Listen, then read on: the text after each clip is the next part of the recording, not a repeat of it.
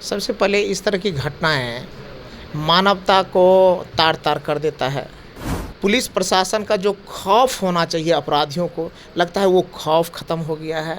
सत्ता का जो इक़बाल होना चाहिए, लगता है वो समाप्त हो चुका है। जा रहा हूँ बहन बेटियों को देखने के लिए कि आखिर हमारी बहन बेटियों के साथ जो ज़्यादतियाँ हुई है, उनके साथ जो अभद्रता हुई है, उनके जा रहा हूँ और उनका हाल चाल और उनकी से जुड़ी चीज़ों को पूछने के लिए। और आदरणीय नेता तेजस्वी यादव जी ने जो माननीय मुख्यमंत्री नीतीश कुमार जी के बारे में बोला है, ये कोई नई बात नहीं है।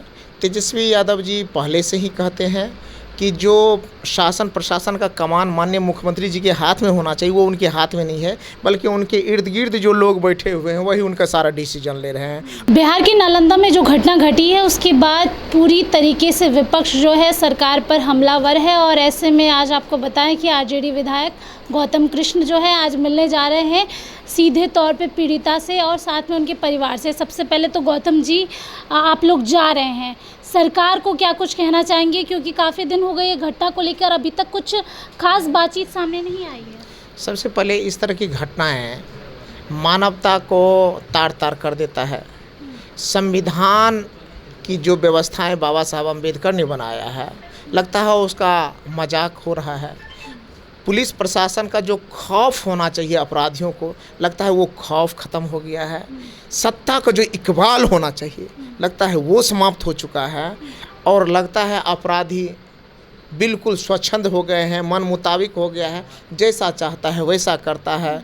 इसलिए मैं एक राष्ट्रीय जनता दल के एक साधारण कार्यकर्ता होने के नाते अपनी पार्टी की विचारधाराओं के अनुरूप और एक मानवतावादी होने के नाते जा रहा हूँ बहन बेटियों को देखने के लिए कि आखिर हमारी बहन बेटियों के साथ जो ज़्यादतियाँ हुई है, उनके साथ जो अभद्रता हुई है, उनके जा रहा हूँ और उनका हाल चाल और उनकी से जुड़ी चीज़ों को पूछने के लिए। और पुलिस प्रशासन से भी कहना चाहता हूँ, आग्रह करना चाहता हूँ, अपराधियों पर नकेल कसिए। पुलिस का जो एक अपराधियों में खौफ होना चाहिए उसको बरकरार कीजिए, वरना बहन बेटियाँ किसी एक की नहीं होती, बहन बेटी समाज की होती है। यह जो ताना बाना है, जो नैतिकता है, यह बंधन टूट गया तो फिर एक विकराल रूप सामने आ जाएगा। जी गौतम जी, एक सवाल ये भी रहेगा, अक्सर हमने देखा है कि आप तो जाते रहते हैं, लेकिन बिहार के नेता प्रतिपक्ष तेजस्वी यादव वो क्यों नहीं जाते? ये सवाल हम नहीं कर रहे, सरकार के लोगों से भी जब पूछा जाता है तो वो यही कह देते हैं, या तो 2005 के पहले की बात होती है, या तो ये कह देते हैं कि तेजस्वी यादव तो खुद नहीं जाते।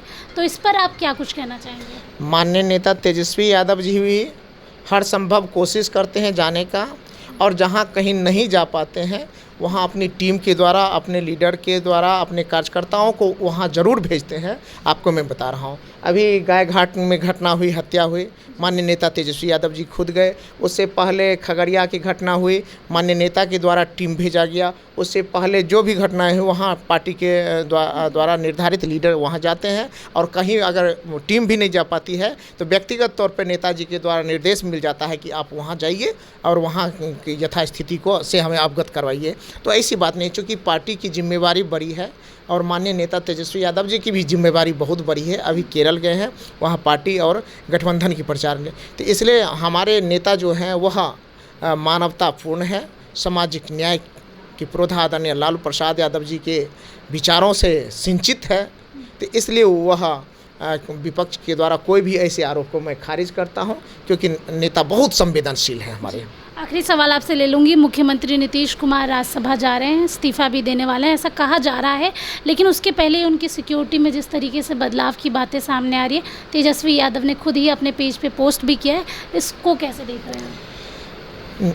आदरणीय नेता तेजस्वी यादव जी ने जो माननीय मुख्यमंत्री नीतीश कुमार जी के बारे में बोला है, ये कोई नई बात नहीं है। तेजस्वी यादव जी पहले से ही कहते हैं कि जो शासन प्रशासन का कमान माननीय मुख्यमंत्री जी के हाथ में होना चाहिए, वो उनके हाथ में नहीं है, बल्कि उनके इर्द गिर्द जो लोग बैठे हुए हैं वही उनका सारा डिसीजन ले रहे हैं, और इसलिए इतना खराब प्रशासनिक व्यवस्था चल रही है।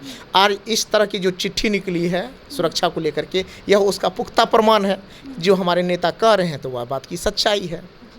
चलिए देखिए, सीधे तौर पे प्रमुख बिंदुओं पर बातचीत कर रहे थे हम, और आज नालंदा जा रहे हैं, पीड़िता से मिलेंगे, परिवार से मिलेंगे। आगे क्या कुछ अपडेट होगा हम ज़रूर आप तक पहुंचाएंगे। स्नेहा गुप्ता, NBC 24, पटना।